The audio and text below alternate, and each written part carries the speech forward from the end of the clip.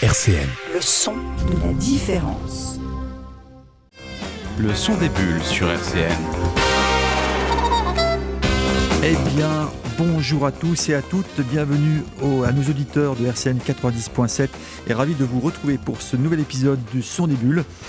Nous sommes ensemble pour plus de 50 minutes pour parler, échanger, faire de ce saut de l'inconnu pour décrypter grâce à nos chroniqueurs leurs BD préférés.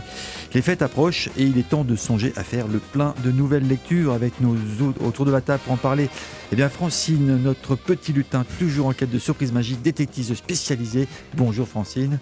Bonjour, je suis la seule représentante du sexe féminin en Tout à plus fait. aujourd'hui. Mais nous n'oublierons pas bien sûr de faire un petit coucou à Françoise qui n'est pas parmi nous aujourd'hui mais avec nous faisons un gros bisou.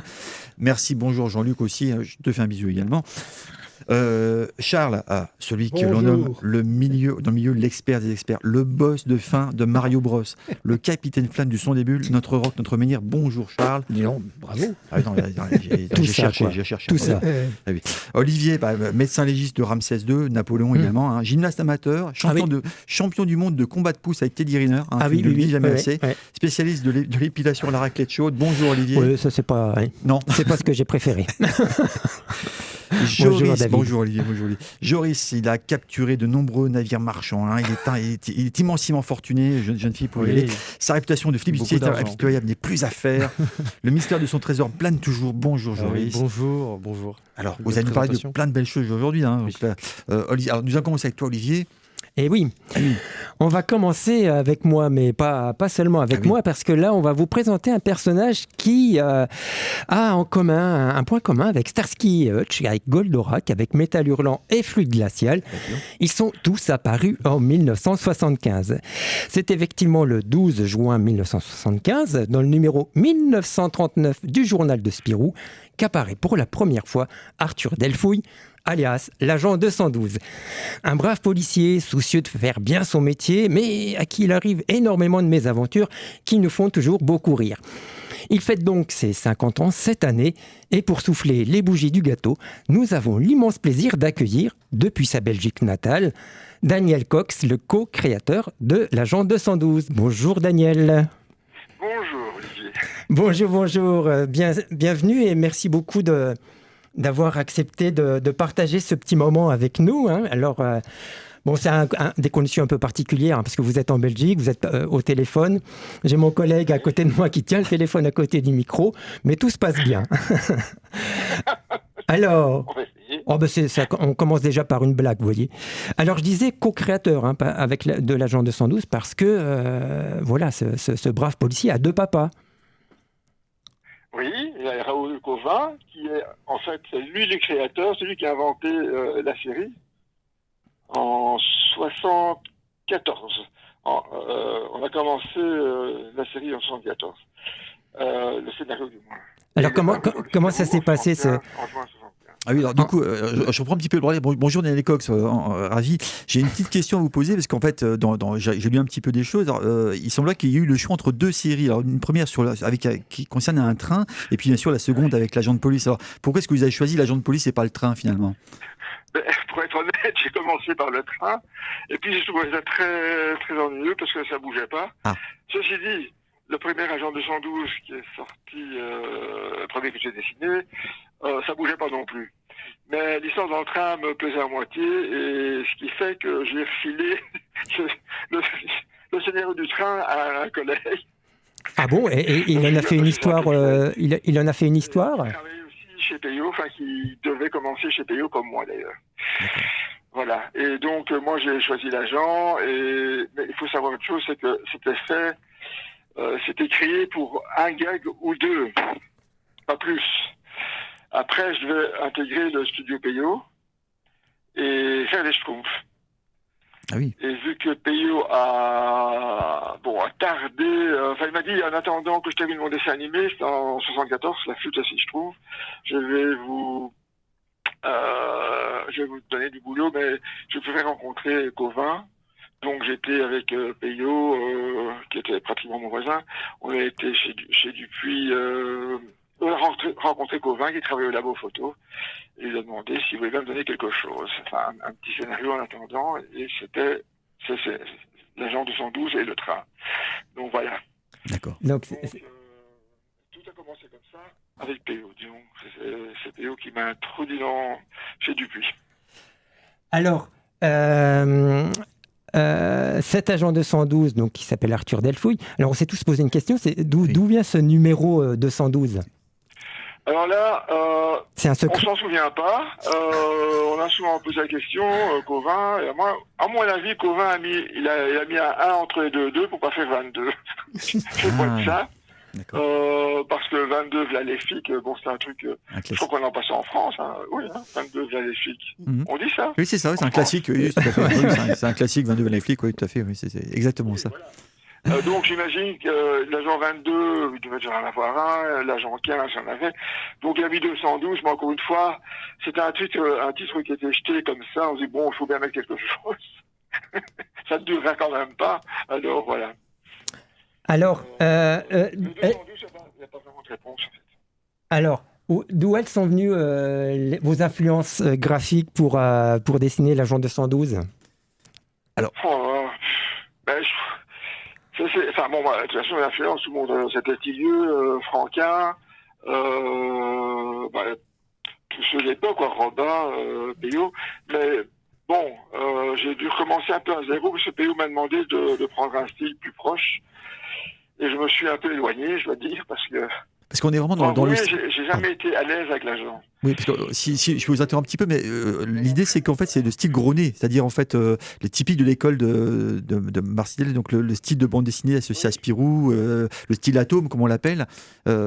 Pourquoi ce style-là a fait naître le personnage du policier ? C'est-à-dire que je devais essayer de loin, j'étais loin du style de P.O. Enfin, de m'en rapprocher et tout au début, l'agent, il faut savoir aussi, il était tout maigre, le style n'était pas le même et il a changé en fonction des gags comme ça. Une fois il était plus gros, il devenait plus petit et en 10 gags il avait changé de morphologie. Je trouvais pas le. Je dois dire, j'ai fait cette série encore une fois, c'était en pensant faire un gag ou deux et donc, mais sinon.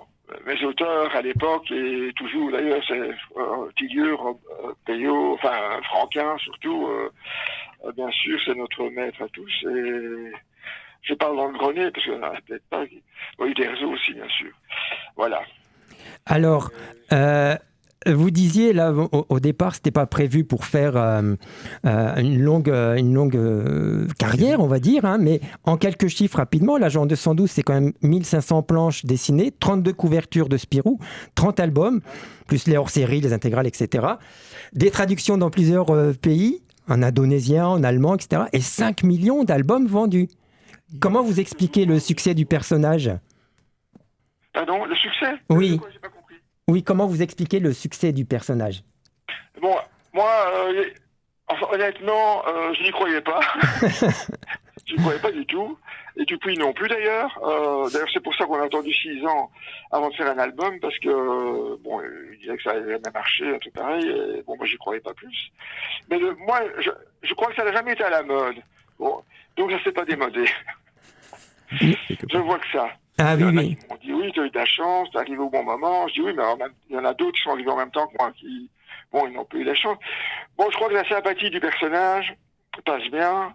Et je vois bien en séance de dédicace, les gens me disent il est marrant, il tire des têtes pas possibles, voilà, c'est simple. Et bon, avec le temps, le style a un peu évolué quand même, parce que je dois reconnaître que je n'aime pas du tout ce que j'ai fait par le passé. Je dirais que les 20 premiers bouquins, je les aime pas. Il y en a que 30. Il y en a que 30. Donc les 10 derniers, vous les aimez beaucoup, quoi. Pardon ? Les 10 derniers, vous les aimez beaucoup. C'est-à-dire que, là aussi, en fait, quand on travaille à deux... Moi, j'étais à la base, j'ai scénariste-dessinateur. J'ai repris le scénario sur le 25e tome, parce que, bon, Cauvin, il y avait beaucoup de boulot à l'époque, et petit à petit, je lui donnais les idées, et de fil en aiguille, je faisais le scénario, et finalement, ça fait quelques albums où j'ai tout fait moi-même, tout seul, mais je mettais toujours dans le Cauvin, hein, je n'avais jamais retiré Cauvin, et donc personne ne savait que c'était moi qui faisais le scénario. Donc à partir du 25, là, il y a, je crois que la moitié de l'album, plus de la moitié, c'est moi. Et par la suite, il y a 5 planches Gauvin, puis après les 2-3 derniers, c'est tout. Tous les 2 mois. Et honnêtement, forcément, je m'amuse mieux quand je fais mes scénarios moi-même, parce que je sais ce que j'aime dessiner. J'aime faire du visuel, des personnages des mimiques, j'aime bien. Et s'il se passe rien, je m'ennuie. Si c'est avec du décor, ça m'ennuie. Il faut que je puisse m'amuser, quoi. Oui. C'est pour ça qu'au 25e album, j'avais dit à Gauvin, tiens, ce serait peut-être bien d'essayer de Gauvin. Il y avait 10-12 séries à l'époque. Hein. Ah oui. C'est vrai que c'était... 12 dessinateurs et à la fin, ça se sentait. Et donc, c'est pour ça que je dis, écoute, moi, j'ai des idées, voilà. Et puis maintenant, chez Dupuis, on m'a encouragé on trouvait que c'était bien ce que je faisais, et sans cracher dans la soupe. Hein. Gauvin, il a fait des trucs très drôles, mais le problème, c'est moi qui n'étais pas au point au niveau graphique. Ah. Je suis même pas du tout modèle mon dessin, mais bon, c'est comme ça. Mais justement... Et ce qui s'est passé, c'est que donc on a continué, et dans Peyo a pris du retard sur son dessin animé, et il m'a dit continuer à faire un gag ou deux en plus, et j'ai continué, et puis la rédaction m'a demandé de continuer, de poursuivre, parce qu'en fait les lecteurs en redemandaient. Donc ça a démarré directement, hein, c'est dès qu'au référendum de 1980, où là j'étais 5e au référendum de Spirou, ils se sont dit bon, on va quand même faire un album. Oui. On devra le solder dans 6 mois, mais on va quand même le faire. Bon, de toute façon, donc l'éditeur, il voulait bien faire l'album, mais on ne me poussait pas, donc j'ai pas été poussé. Hein. Et le premier album sorti, 3 mois après, était épuisé. Les 25 000 exemplaires étaient épuisés, 3 mois après, donc c'est... là, on m'a dit, on le savait que ça allait marcher, évidemment. Et quand je dis 25 000, il y avait 10 000 néerlandais là-dedans et 15 000 en français. Ah oui, d'accord. Suite, ouais. Le suivant a marché un peu mieux, puis le suivant encore mieux, et puis... Voilà. Etc. Pour en venir aux 5 millions d'albums vendus. Voilà. Donc on fête son anniversaire, c'est 50 ans cette année. Oui. Est-ce qu'il pense un peu à la retraite ou pas, Arthur ? Oh vous savez, moi je suis déjà à moitié, je suis pré-retraité depuis 45 ans. Hein. C'est-à-dire que, dans le sens où, de mon côté, j'aime bien dessiner, mais il faut que ça reste... je travaille comme si j'avais un passe-temps, en fait. Je travaille 3 heures par jour, et le reste du temps, je jardine, je bricole, je fais du vélo surtout. Et vous faites du vélo surtout. VTT. J'ai même un vélo dans mon bureau, alors c'est pour dessiner. Ah oui, d'accord, oui, très bien. Mais qu'est-ce que je voulais dire avec ça du coup en plus de 50 ans de carrière à vous aussi, hein, parce que l'agent 212 est né en 75, mais vous avez commencé un petit peu plus tôt, genre en 70-72, c'est ça ? La BD ? Oui. Donc moi j'ai rencontré JDM en 67. 67. Et donc lui il me conseillait, je lui ai montré mes dessins. À l'époque je copiais des BD dans le Spirou. Par la suite j'ai montré ce que je faisais. Je faisais une série Vladimir et Firmin, sa garde forestier et un braconnier en 70. Ça s'est paru dans Samedi Jeunesse, un mensuel belge. En 73 j'ai rencontré Dino Atanasio qui dessinait le Seigneur Spaghetti, chez qui j'ai travaillé 6 mois. Par la suite, en 74, j'ai rencontré Peyo, qui lui m'a fait rencontrer Gauvin. Et j'ai commencé directement en 74, l'agent, et il est paru en juin 75. Voilà. Alors, Daniel, et en 50 ans de carrière, même plus, hein, du coup, en 60 ans de carrière, vous avez connu de grandes évolutions de la bande dessinée. Hein, je pense, vous avez connu les années pilotes, les années Métal Hurlant, l'avènement du roman graphique, la montée du manga, la naissance du Festival d'Angoulême et de tous ceux qui ont suivi. Quel regard vous portez sur cette évolution de la bande dessinée depuis vos débuts ? Je trouve que c'est bien, de toute façon, il faut évoluer. Bon, moi, j'aime bien les anciennes séries, mais j'aime bien les nouvelles séries aussi. Mais il y a des anciennes séries qui font par exemple, les Bidochons, c'est une série que j'ai découvert assez tard et que j'adore. C'est ma série préférée, mais je m'aperçois que c'est écrit pratiquement en même temps que l'agent. Ah oui. C'est ça vertu. Les Bidochons, c'est très vieux aussi. Mais l'évolution, il faut évoluer. Ça évolue dans tous les sens. Il y a des choses que je n'aime pas, il y en a que j'aime bien. Mais honnêtement, avec le temps, je lis de moins en moins de BD, quoi. Ah oui. Vous lisez une BD actuellement, non? Ou vous en lisez plusieurs ou pas du tout? Je regarde souvent les images. Ah oui. Non, mais c'est sérieux. Non, mais je sais pas pourquoi. J'aime bien le dessin de presse. Je suis un dessinateur du Bus, qui est un dessinateur de presse belge, qui sort un album par an. Celui-là, j'achète. Et sinon, il y a des auteurs que j'aime beaucoup. Je cherche des titres. Il y a Renaud Collin qui a travaillé. Et puis il y a aussi il y a Franck P. C'est pas. Ah oui. Il a commencé en même temps que moi. Oui. Oui, malheureusement, oui. Il vient de quitter. Tout à fait. Mais il a continué à évoluer. Tandis que moi, je suis resté dans mon style. Mais il faut rester parce que c'est un style qui plaît beaucoup et toujours, parce que vous continuez de dessiner l'agent 212. Oui, je suis occupé sur... Ça fait 4 ans que je suis occupé sur le prochain. Ah oui. Et je n'ai fait que 23 planches. Je termine maintenant la 23e planche. Ça fait rire tout le monde, j'ai depuis. Il rit jaune maintenant, mais il rit jaune, oui. J'ai la chance de ne plus devoir travailler. Je suis plus obligé de travailler, je le fais pour le plaisir, et ça a toujours été pour le plaisir de toute façon. C'est pour ça que je serais incapable de dessiner 10 heures par jour. Je suis hyper actif, donc quand j'ai dessiné 3 heures, moi c'est terminé, ou 4 heures quand j'étais plus jeune. Aujourd'hui, je vais avoir 74 ans. Bon, je me sens bien. Oui, bah oui, heureusement. Ça, c'est le vélo qui conserve. J'ai pas abusé du travail.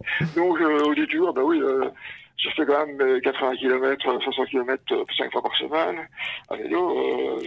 Chapeau. Je fais le jardin, je fais plein de trucs, je bricole. Alors, c'est possible. Voilà, Daniel, on va être obligé de terminer l'interview, notre discussion. On aura encore plein de questions à vous poser, bien sûr. Mais on va attendre alors avec impatience le prochain album. Mais on espère que ça viendra. Aussi. Voilà, si on compte bien, il y en a encore pour 2-3 ans. À mon avis, elle vient pour 2 ans. J'ai essayé de mettre un coup de turbo, mais mon turbo, il a vieilli par contre. Oui, il n'a pas beaucoup évolué. C'est le turbo des premières voitures d'il y a 50 ans. Non, mais enfin voilà, mais il sortira. Mais à mon avis, ce sera le dernier parce que je ne crois pas que je vais me relancer là-dedans. On m'a demandé de faire autre chose, mais ça, c'est une autre histoire. On m'a demandé de faire un roman graphique, mais c'est pas moi qui le dessinerai parce que ça prendrait 10 ans. Ah oui, d'accord. Donc, je ferai le scénario. Ah, mais alors... c'est autre chose. Oh, on aura l'occasion d'en reparler. Merci. Oui, enfin, j'espère, parce que j'espère, parce que faut vraiment que je... Faut s'y mettre, quoi. Je sais bien parler de travail, mais il faut travailler. Voilà, c'est ça. Écoutez, merci beaucoup, Daniel. Merci de votre générosité, de votre bonne humeur, surtout. Et désolé encore pour ces conditions un peu particulières. Non, ça va, j'avais peur de ne pas comprendre, parce que le son est limite. Oui. Donc, voilà. Là, j'en ai un peu sourd. Il faut qu'on articule bien aussi. Et voilà, je voudrais juste que vous passiez le bonjour à la personne qui m'a accueilli au téléphone. Je pense que c'est votre épouse. Voilà, vous lui passerez le petit bonjour. Et puis, voilà. Et puis, on vous souhaite une bonne continuation et peut-être à vous croiser. Jarville, tiens, à propos, je fais un peu de publicité pour un festival à Jarville. Qui aura lieu. Oui. C'est pas loin de chez vous, ça. Jarville. On y sera. On y va tous les ans. On y sera. Et d'ailleurs, Monsieur Bolmont, le directeur, ne tarit pas d'éloges sur vous. Il était déçu l'année dernière de ne pas vous voir. Ah oui, mais c'est la première fois, c'est vrai que j'étais un peu... Bon. Les festivals aussi, je commence un peu à fatiguer, parce que ça demande beaucoup de boulot. Beaucoup d'énergie. On dédicace comme ça 6-7 heures, et pour moi, c'est un supplice. Bon, très bien. On viendra vous supporter avec beaucoup de plaisir et sans problème. Eh bien, c'est un grand plaisir. En tout cas, merci à vous. Merci beaucoup. Et puis, à bientôt alors. À bientôt. Oui, merci. Au revoir. Le son des bulles sur RCN. Eh bien, dites donc, les amis, un prolixe, monsieur Coq, c'est pas vous. Francine, on peut peut-être enchaîner, qu'est-ce que tu en penses ? Oui, on reste en Belgique. On reste en Belgique. Allez, on reste en Belgique. Allez. Alors, on parlait de nos BD préférés. Moi, ça va pas être une BD préférée parce que des BD, j'en ai beaucoup et le choix serait vraiment difficile. Mais par contre, j'ai parlé d'une série qui m'a vraiment marquée, qui continue à me marquer. Et donc, après l'œuvre au noir de Marguerite Yourcenar, parution le mois prochain de l'œuvre au rouge. Alors, l'œuvre au rouge, Kezako, eh bien, c'est une somptueuse édition spéciale en 3 volumes. De Sambre, la cultissime fresque romantique de Bernard Isler, qui va sortir l'an prochain à l'occasion du 40e anniversaire. C'est pas le 50e, comme pour l'agent 212, mais c'est quand même le 40e. Donc, anniversaire de sa création et en plus de la parution de l'ultime volet de la série qui va paraître en 2 parties.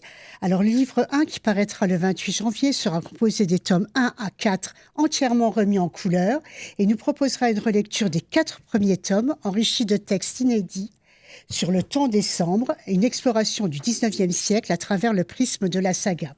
Suivront le livre 2 qui regroupera les tomes 5 à 8 et le livre 3 qui nous dévoilera la conclusion tant attendue de cette grande épopée romanesque en 180 pages, soit 2 tomes réunis en un.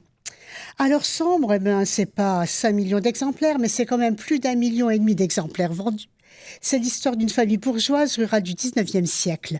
Alors elle commence à la 2e génération avec Bernard, amoureux fou de Julie, une jeune braconnière aux œufs rouges. Or, dans la famille Sambre, on est persuadé qu'une malédiction s'est abattue sur la lignée, malédiction qui s'incarne dans les yeux rouges qu'ont certains proches ou membres de la famille. Alors, Eros et Thanatos, cette passion dévorante et funeste entre Bernard et Julie, aura des incidences tragiques sur la 3e génération à travers le destin de leurs descendants Judith et Bernard-Marie. Alors, sur les 8 tomes déjà parus, les 4 premiers, Bernard et Julie, sont consacrés à la 2e génération et les 4 suivants à la 3e avec Judith et Bernard-Marie. Alors merci Charles de bien vouloir nous rapporter les propos tenus par Isler lors d'entretiens avec Jean-Luc Cambier et Éric Verroest dans le livre La légende des Cendres paru en 2003. Je veux une histoire d'amour. C'est mon obsession. Une histoire d'amour qui finit mal.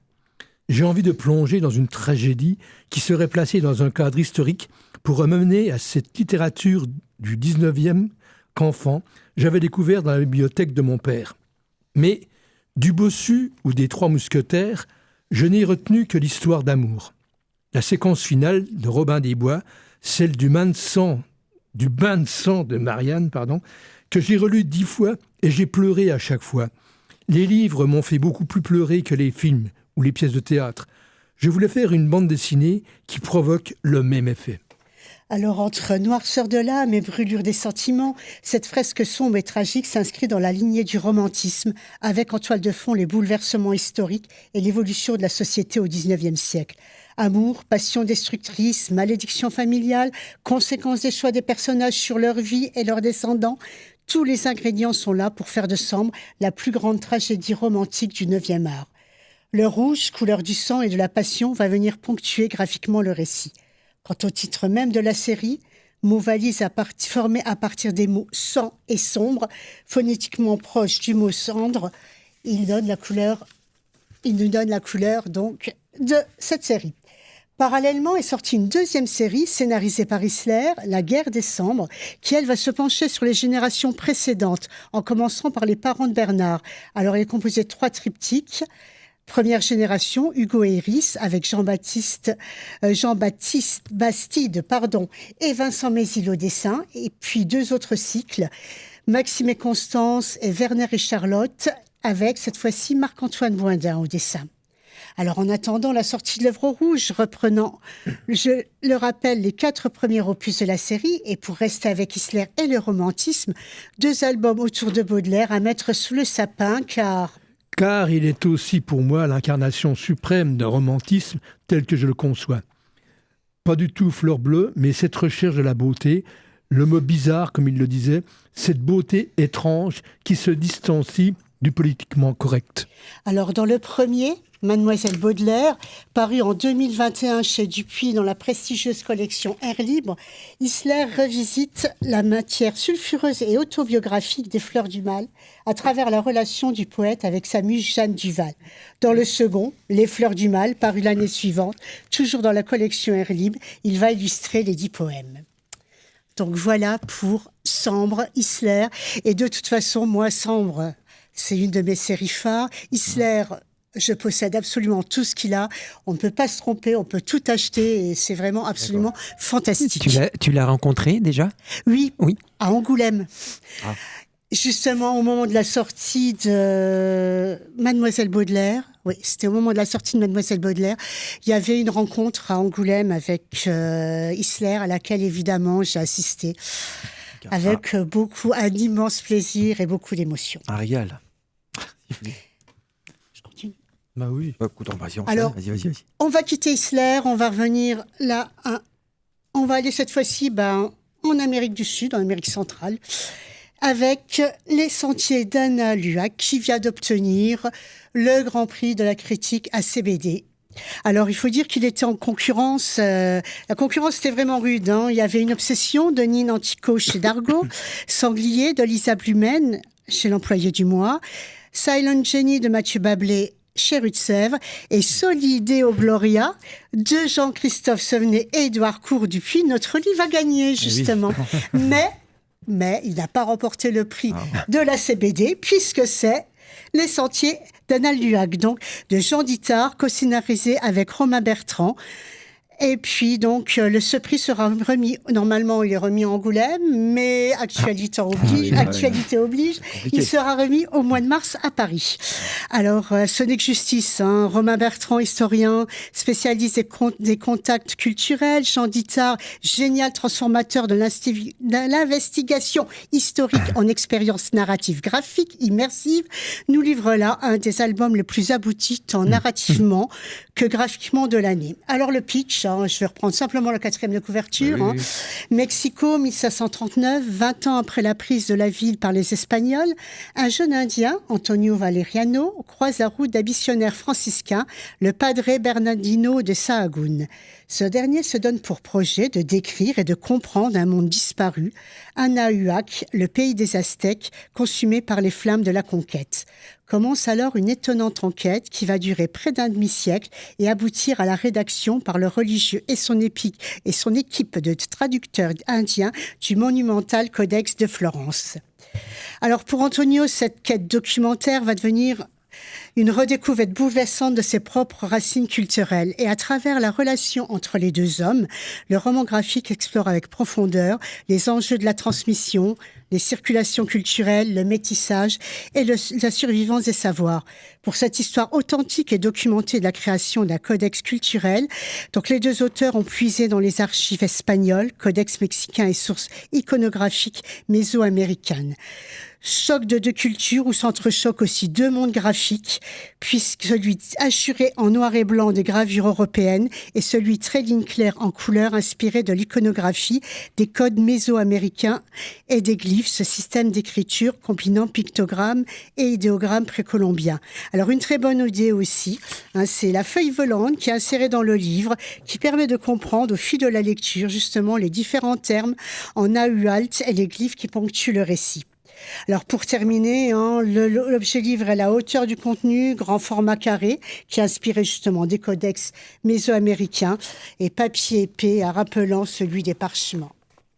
Donc un véritable chef-d'œuvre à glisser sans hésitation sous le sapin. Donc je rappelle Les chemins d'Anahuac de Romain Bertrand et Jean Dittard, paru en octobre dernier aux éditions Delcourt, qui vient d'obtenir le Grand Prix de la critique ACBD, 34,95 €. Oui, mais ça les vaut bien. Et oui. Jean Dittard, c'est toujours surprenant ce qu'il fait. Ouais. À chaque fois, c'est une surprise. Et là, c'est Florida, J'accuse. C'est pareil. Quand je disais j'ai twist Jean Dittard, pareil. Je crois qu'on peut tout. C'est exigeant, mais absolument fantastique. 18h, 19h, le son des bulles sur RCN. Eh bien, nous voilà de retour à l'émission Le Son des Bulles. Joris, écoute, je vais te passer le plateau et puis tu vas parler de pirates, c'est bien ça. Alors, ne nous fais pas passer sur la planche, parce que là, c'est... Rassure-toi, on est avec des pirates plutôt gentils d'ailleurs. On va parler bien sûr de One Piece. Alors One Piece, ça peut évoquer certaines choses pour certaines personnes, peut-être que vous connaissez ou même juste de nom. Et c'est normal parce que One Piece, ça fait 28 ans que ça existe. Le 22 juillet 1997, il a fait son apparition dans un magazine au Japon qui s'appelle le Weekly Shonen Jump, qui est simplement un magazine qui, toutes les semaines, met différents chapitres de différents mangas pour faire découvrir.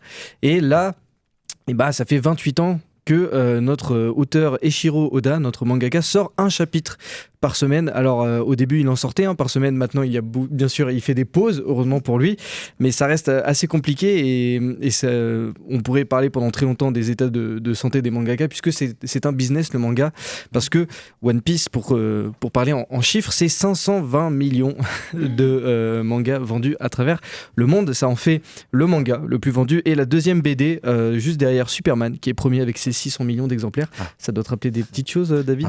Ouf, les comics sont encore un tout petit peu c'est ça. Et oui, donc c'est 113 tomes au Japon, 111 en France. On est à peu près sur le même nombre de tomes.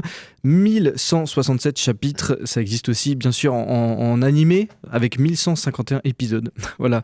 J'ai fait un petit calcul. Si vous voulez tout rattraper, il faut regarder 3 épisodes par jour et en un an, vous aurez rattrapé tous les épisodes de One Piece. Voilà, ça fait beaucoup de choses. Il y a bien sûr des jeux vidéo, 15 films. Même des séries sur Netflix avec des vrais acteurs, pourquoi pas. Chacun fait ce qu'il fait, mais alors ça fait beaucoup de chiffres tout ça, mais pourquoi, de quoi ça parle One Piece? Alors ça parle de pirates, ça tu l'as dit, mais on est dans un monde fictif qui est donc dominé par les océans, où il n'y a en fait que des îles, et donc forcément c'est plus facile de se balader en bateau, on va dire. Et donc il y a une époque, une ère qu'on appelle l'ère de la piraterie, qui a commencé après qu'un roi des pirates, qui s'appelle Gold Roger, ait été attrapé par la marine. Alors la marine, qu'est-ce que c'est? C'est un peu le gouvernement mondial c'est la police dans One Piece qui se permet d'arrêter les pirates, parce que des pirates, c'est pas forcément très gentil. Là, t'es d'accord avec moi? Oui. Et donc Gold Roger, le roi des pirates, avant bien sûr qu'il se fasse exécuter, a annoncé au monde entier qu'il avait ramassé des richesses inimaginables et qu'il les avait cachées à l'autre bout du monde. Et c'est ça qu'on appelle le One Piece, trésor qu'on ne connaît toujours pas. 28 ans après l'annonce du fait que ce trésor existe, on ne sait toujours pas ce qu'est le One Piece. Je pense qu'on a encore pour 4 ou 5 ans encore avant de savoir. Peut-être qu'ils mettent quand même un petit... Alors, il y a des indices, bien sûr, à travers le manga. Heureusement, parce que 111 tomes, on aurait lâché dès le début. Et donc... qui est notre personnage principal? Alors, notre personnage principal s'appelle Monkey D. Luffy, et donc c'est le petit bonhomme qu'on voit sur un peu toutes les couvertures. Chapeau. Exactement, Monkey avec un chapeau de paille, parce que du coup il a un chapeau de paille et c'est à ça qu'on le reconnaît, et on appelle d'ailleurs son équipage l'équipage du chapeau de paille. Et donc il a entrepris le rêve fou de, bien sûr, trouver le One Piece. Ça fait 28 ans qu'il est toujours là-dedans. Alors, dans le manga, ça fait pas 28 ans, ça fait 3 ans. Oui, on n'est pas la même manière que comme les comics. Exactement. Et donc, ils sont toujours à la recherche, bien sûr, de ce trésor. Alors, c'est ça qui est aussi assez sympa, c'est que au fil de l'aventure, l'équipage s'agrandit, on découvre des nouvelles îles, des nouveaux personnages. Forcément, 28 ans, le mangaka a eu le temps de développer un univers assez vaste. Il nous a laissé des mystères, et aussi il n'hésite pas à parler de choses un peu importantes comme l'écologie, puisque il y a beaucoup d'îles avec de la faune, de la flore, parfois des choses qui sont mises en danger, donc ça lui permet d'en parler. Il parle aussi du racisme, parce que par exemple dans le manga, il y a une race qui s'appelle des hommes-poissons. Comme on vit dans un monde globalement recouvert par de la mer, il y a des hommes-poissons qui malheureusement sont soumis à de l'esclavagisme par des gens qui ne sont pas des hommes-poissons. On a aussi bien sûr l'équipage de notre personnage principal, c'est des pirates plutôt gentils. Et ça contraste avec le fait qu'il y a des pirates gentils, des pirates méchants, et bien sûr un gouvernement qui parfois a un sens de la justice pas forcément toujours juste. Et donc c'est aussi ça qu'on combat, c'est que parfois Dylan Hill ou même au fil du manga, notre équipage de protagonistes va un peu combattre ce gouvernement corrompu, et ça se répercute aussi dans notre monde à nous, puisque One Piece est aussi devenu un symbole de révolution, notamment récemment pendant le Népal. Il y a eu une crise au Népal, bien sûr, il y en a eu aux Philippines, ou même pendant des manifestations pour la Palestine, où le drapeau de notre équipage du chapeau de paille est brandi. Voilà. Alors je sais, ça peut faire peur à certains qui aient autant de mangas, parce que 111, voilà. Mais je peux vous jurer que ça se lit comme du petit pain. Ça se consomme assez rapidement. De toute façon, un manga, vous le savez, ça se lit assez rapidement. Combien de temps à peu près un manga, si vous regardez bien les images, 30-40 minutes, c'est fini. Ça peut, vous pouvez faire un manga par jour et vous aurez fini One Piece en 100 jours. On peut dire à peu près ça. C'est un challenge qu'on peut se fixer pour l'année prochaine. Mais en tout cas, voilà, c'est une grande aventure, très très grande, très vaste. Elle est même très coloré, malgré que le manga soit en noir et blanc. Et donc forcément ça donne envie de partir à l'aventure avec ces héros avec lesquels bien sûr j'ai grandi, puisque ça a commencé en 97 et j'ai grandi avec ce manga qui continue encore, et donc peut-être que je vieillirai. Voir la suite aussi. J'espère, parce que avoir consacré autant de temps, si on n'a pas la fin, c'est sûr que c'est un peu compliqué. Et c'est pour ça qu'aussi le mangaka, quand il prend des pauses, on est globalement quand même content qu'il les prenne, parce que s'il risque sa santé, on connaît plein de mangaka qui malheureusement ont eu des problèmes de santé et ont dû arrêter leurs œuvres. Ça serait bien dommage. C'est sûr. En vieillissant, Daniel Cox nous a bien dit, on consacre un petit peu moins de temps. C'est fatigant. Faire la bande dessinée, c'est un travail de brut, faut le dire. Donc voilà, un chapitre par semaine, mais si vous avez envie, n'hésitez pas. Ça fait beaucoup peut-être de mangas sous le sapin, parce que 111, voilà, mais vous pouvez commencer tranquillement. Exactement. Faire un sapin avec les albums. Exactement. Fabriquer un sapin avec. Voilà. C'était One Piece. C'était One Piece. C'était ta BD préférée. Donc oui, c'est la BD avec laquelle il y en a beaucoup, hein, des BD, des mangas, même. Je pense aux légendaires, si on reste en France. Mais voilà, c'est évidemment un manga avec lequel j'ai grandi et qui continue encore, et dont j'avais envie de parler. C'est très bien. Merci Joris. Merci à toi. Mais nous allons passer désormais à Charles, qui va parler de toute autre chose. C'est la Saint-Nicolas qui se profile. Oui, c'est Saint-Nicolas. Donc, que peut nous apprendre sur la Saint-Nicolas que nous sachions déjà, Charles? Il ne vous a pas échappé que le pape Léon XIV s'est rendu la semaine dernière à Iznik, en Turquie. Une ville jadis appelée Nicée, qui était connue pour avoir été le siège d'un des plus importants conciles de l'Église chrétienne en 325. C'est le lieu où faut ériger le symbole de Nicée, établissant comme un dogme le mystère de la très sainte Trinité. Bon, alors, ce concile fut en partie conduit par l'évêque de Myre, Nikolaios, qui fut dès lors associé à la symbolique du chiffre 3. Voilà. Important. Et depuis, toutes les histoires de Saint-Nicolas nous renvoient au chiffre 3. Toutes ces histoires, toutes les légendes, il y a 3 choses. 3 pièces d'argent, 3 jeunes filles, 3 petits-enfants au saloir, etc. Bon. Ce saint immense, célébré dans toute la chrétienté, est le patron des Lorrains, bien sûr, des filles à marier, des villes de New York, de Saint-Pétersbourg, des marins, des avocats, des tonneliers, des bouchers, des parfumeurs et des apothicaires. Il a inspiré d'innombrables artistes qui ont fait connaître son histoire et sa légende dans de multiples productions, musicales, picturales, sculpturales, rien qu'en Lorraine. Plusieurs centaines de vitraux de nos églises représentent le saint ressuscitant 3 petits-enfants. Classique. Alors la bande dessinée, bien sûr, s'est emparée du sujet, et je n'ai pas eu de mal à trouver dans mon Capharnaüm quelques albums évoquant l'histoire du saint. Alors, en premier, bien sûr, il y a les images d'Épinal. Des images d'Épinal où on va retrouver alors les classiques, les petites vignettes, quelque part par là, il y a tout ce qu'il faut. Donc c'était diffusé depuis le 19e siècle par les imageries Pèlerins d'Épinal. Donc depuis le 4 novembre 1852 à 13h49, des reproductions de ces images sont régulièrement rediffusées, et je ne serais pas étonné d'en trouver sur les étalages dans les semaines à venir. Voilà. Donc, alors, parmi les grands classiques, nous trouvons les histoires de saints. Alors diffusées par les éditions Florus. Est-ce qu'elles existent encore, ces éditions?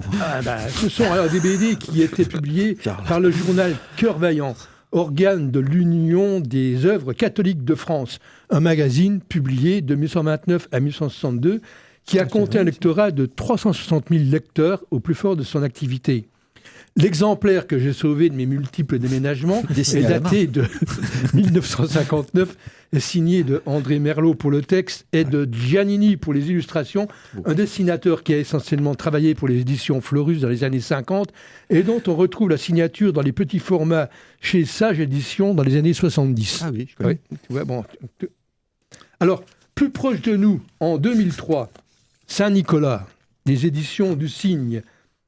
Oh, oui. Alors, illustration de Vincent Wagner, texte de Thierry Wiener. Alors, Vincent Wagner, il signe aussi chez Casterman et chez Glénat.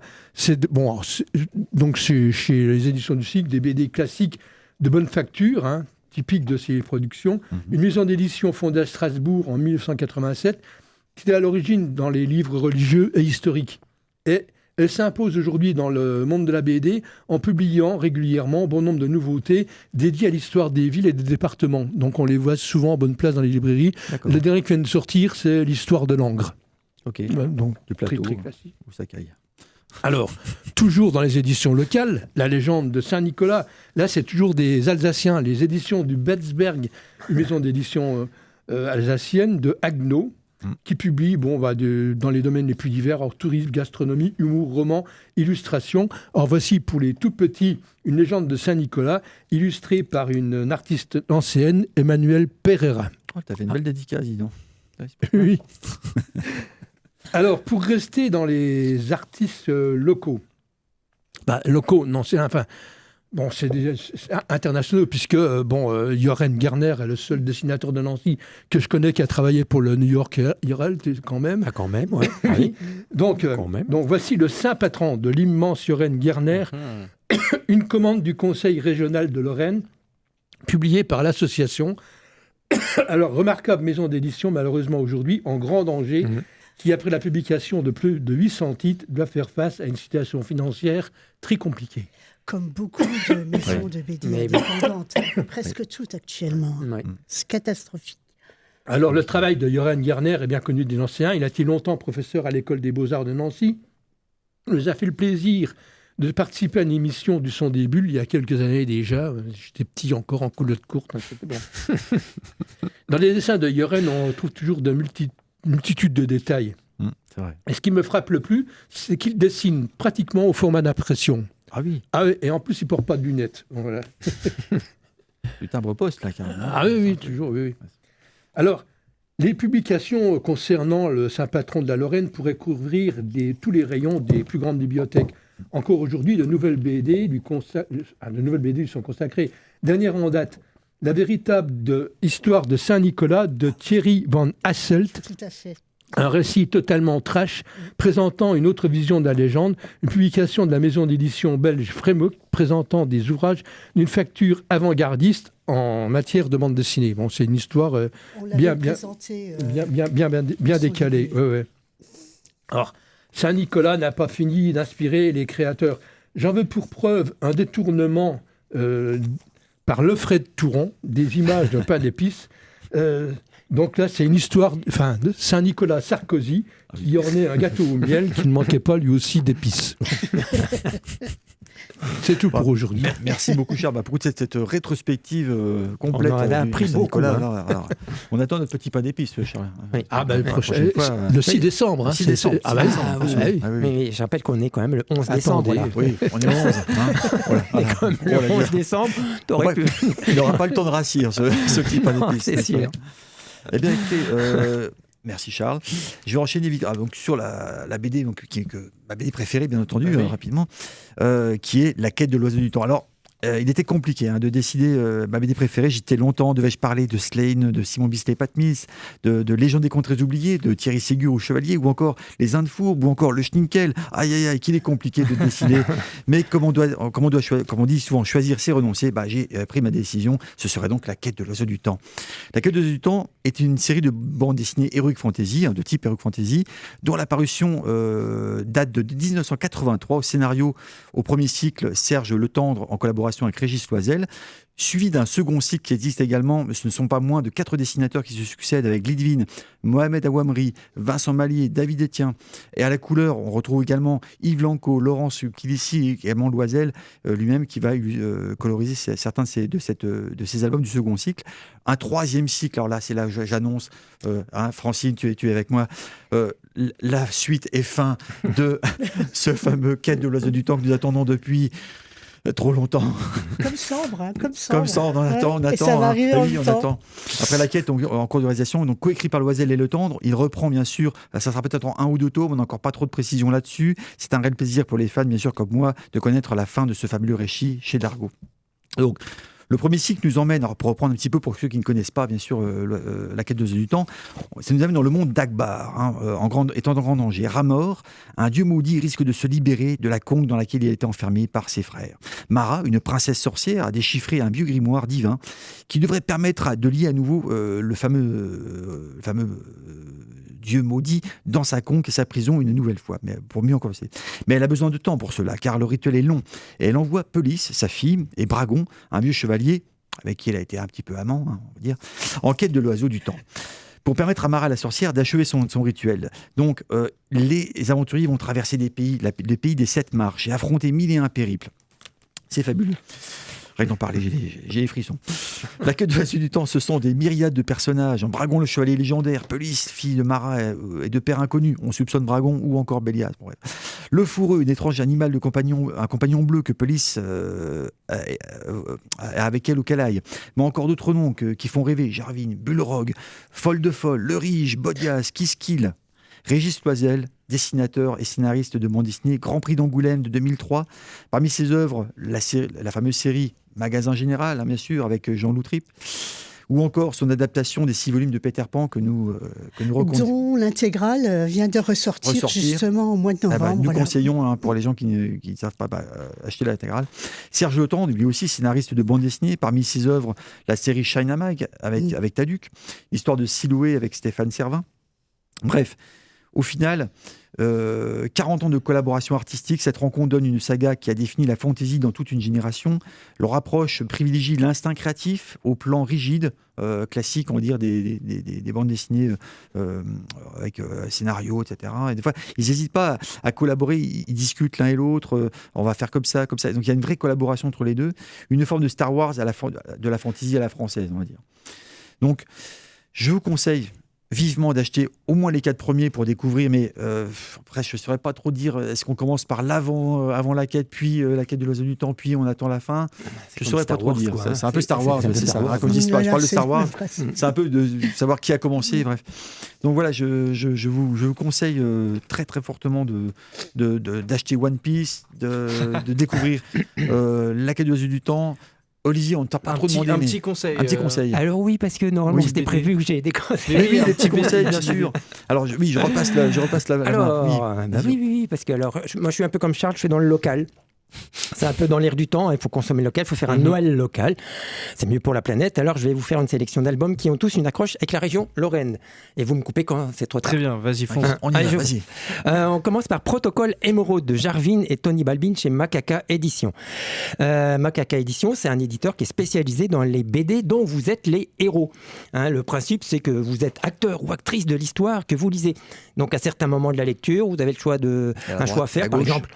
Oui, ou alors suivre cette personne qui rentre dans une ruelle sombre, ou alors vous allez appeler simplement la police. Et en fonction de vos choix, l'histoire se déroule d'une façon ou d'une autre. Alors, pour celles et ceux qui nous suivent régulièrement, Jarvin, le scénariste, n'est pas un inconnu. Nous l'avions reçu il y a un peu plus d'1 an. Il habite tout à côté de Nancy et il est spécialiste de ce genre d'histoire.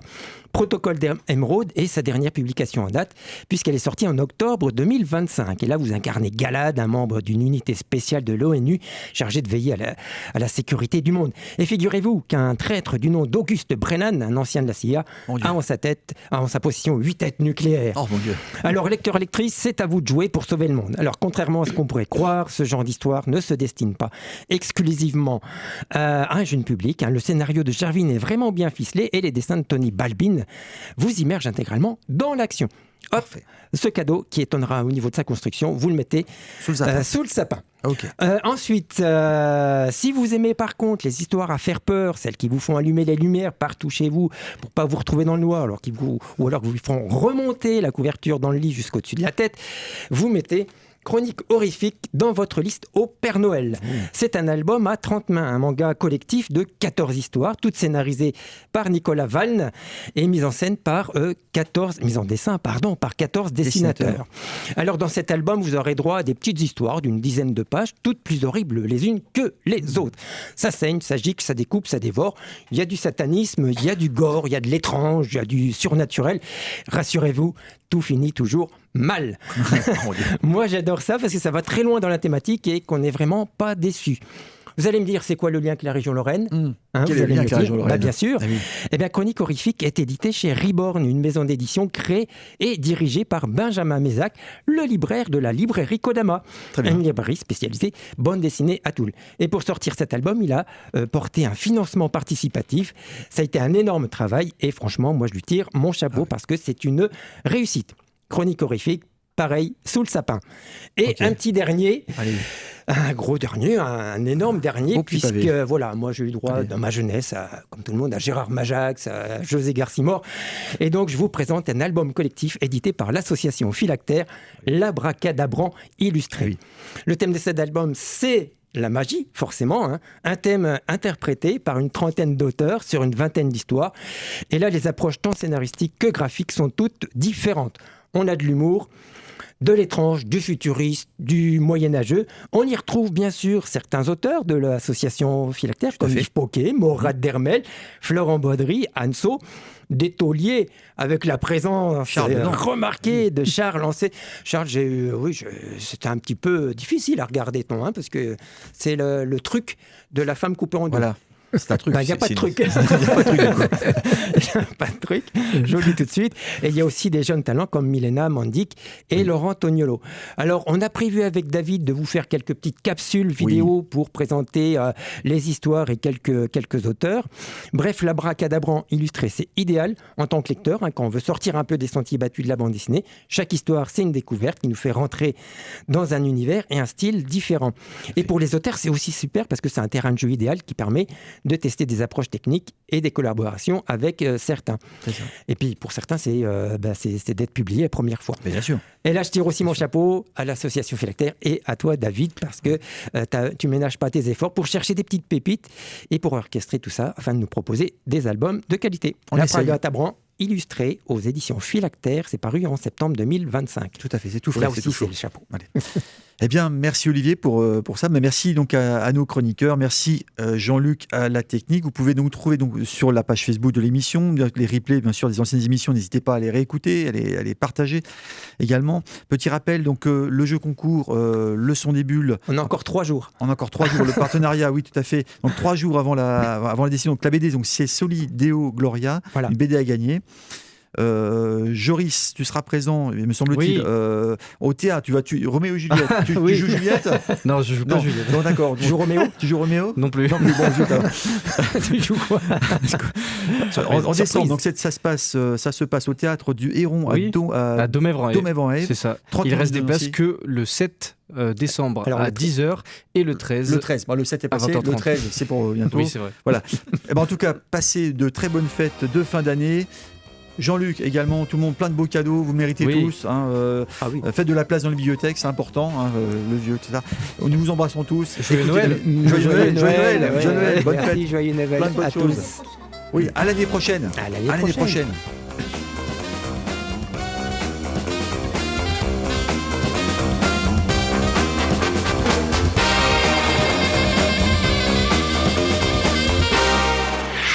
RCN, www.rcn-radio.org